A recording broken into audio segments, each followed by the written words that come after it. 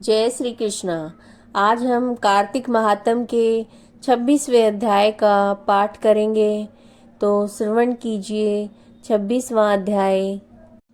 नारद जी बोले, इस प्रकार विष्णु पार्षदों के वचन सुनकर धर्मदत्त ने कहा, प्राय सभी मनुष्य भक्तों का कष्ट दूर करने वाले श्री विष्णु की यज्ञ, दान, व्रत, तीर्थ सेवन तथा तपस्या के द्वारा विधि पूर्वक आराधना करते हैं। उन समस्त साधनों में से ऐसा कौन सा साधन है जो भगवान विष्णु की प्रसन्नता बढ़ाने वाला है तथा उनके सामीप्य की प्राप्ति कराने वाला है। दोनों पार्षद अपने पिछले जन्म की कथा कहने लगे। हे द्विज श्रेष्ठ, आपका प्रश्न बड़ा श्रेष्ठ है।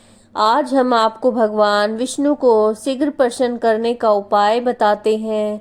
हम इतिहास सहित प्राचीन वृत्तांत सुनाते हैं, सावधानी पूर्वक सुनिए। ब्राह्मण, पहले कांचीपुरी में चोल नामक एक चक्रवर्ती राजा हुए। उन्हीं के नाम पर उनके अधीन रहने वाले सभी देश चोल नाम से विख्यात हुए।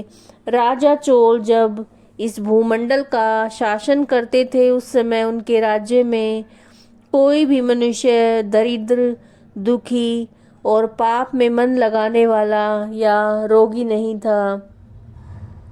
एक समय की बात है, राजा चोल अनंत शयन नामक तीर्थ में गए, जहाँ जगदीश्वर भगवान विष्णु ने योग निद्रा का आश्रय लेकर शयन किया था।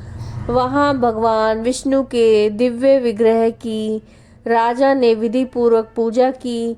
दिव्य मणि, मुक्ता फल तथा स्वर्ण के बने हुए सुंदर पुष्पों से पूजन के साष्टांग प्रणाम किया। प्रणाम करके जैसे ही बैठे, उसी समय उनकी दृष्टि भगवान के पास आते हुए एक ब्राह्मण पर पड़ी, जो उन्हीं की कांची नगरी के निवासी थे। उनका नाम विष्णुदास था। उन्होंने भगवान की पूजा के लिए अपने हाथ में तुलसी दल और जल ले रखा था। निकट आने पर उन ब्राह्मण ने विष्णु सूक्त का पाठ करते हुए देवाधिदेव भगवान को स्नान कराया और तुलसी की मंजरी और पत्तों से विधि पूर्वक पूजन किया। राजा चोल ने जो पहले रत्नों से भगवान की पूजा की थी, वो सब तुलसी से ढक गई। यह देखकर राजा कुपित होकर बोले, विष्णुदास, मैंने मणियों और स्वर्ण से भगवान की जो पूजा की थी, वह कितनी शोभा पा रही थी। तुमने तुलसी दल चढ़ाकर उसे ढक दिया। बताओ, ऐसा क्यों किया? मुझे तो ऐसा जान पड़ता है कि तुम दरिद्र और गंवार हो, भगवान विष्णु की भक्ति को बिल्कुल नहीं जानते हो। राजा की बात सुनकर द्विज श्रेष्ठ विष्णुदास ने कहा, राजन, आपको भक्ति का कुछ पता नहीं है। केवल राज लक्ष्मी के कारण आप घमंड कर रहे हैं। बतलाइए, आज से पहले आपने कितने वैष्णव व्रतों का पालन किया है?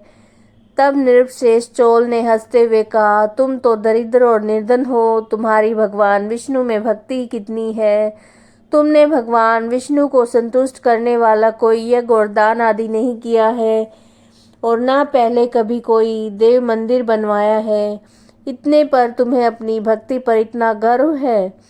अच्छा, तो ये सभी ब्राह्मण मेरी बात सुन ले। भगवान विष्णु के दर्शन पहले मैं करता हूँ या यह ब्राह्मण? इस बात को सब लोग देखें, फिर हम दोनों में से किसकी भक्ति कैसी है, यह सब अपने आप जान जाएंगे। ऐसा कहकर राजा अपने राजभवन को चले गए। वहां उन्होंने महर्षि मृदुल को आचार्य बनाकर वैष्णव यज्ञ आरंभ किया। उधर सदैव भगवान विष्णु को प्रसन्न करने वाले शास्त्रोक्त नियमों में तत्पर विष्णुदास भी व्रत का पालन करते हुए वहां भगवान विष्णु के मंदिर में टिक गए। उन्होंने माघ और कार्तिक के उत्तम व्रत का अनुष्ठान, तुलसी वन की रक्षा, एकादशी को द्वादश अक्षर मंत्र का जाप, नृत्य, गीत आदि मंगलमय आयोजनों के साथ प्रतिदिन षोडशोपचार से भगवान की विष्णु जी की पूजा और नियमों का आचरण किया। वे प्रतिदिन चलते फिरते सोते हर समय भगवान विष्णु का स्मरण किया करते थे। उनकी दृष्टि सर्वत्र सम हो गई थी। वे सभी प्राणियों के भीतर भगवान विष्णु को ही देखते थे। इस प्रकार राजा चोल और विष्णुदास दोनों भगवान लक्ष्मीपति की आराधना में संलग्न थे। दोनों ही अपने अपने व्रत में स्थित रहते थे। दोनों की ही संपूर्ण इंद्रियां तथा समस्त कर्म भगवान विष्णु को समर्पित हो चुके थे। इस अवस्था में उन दोनों ने दीर्घ काल तक व्यतीत किया। यह कार्तिक महात्म का 26वां अध्याय था।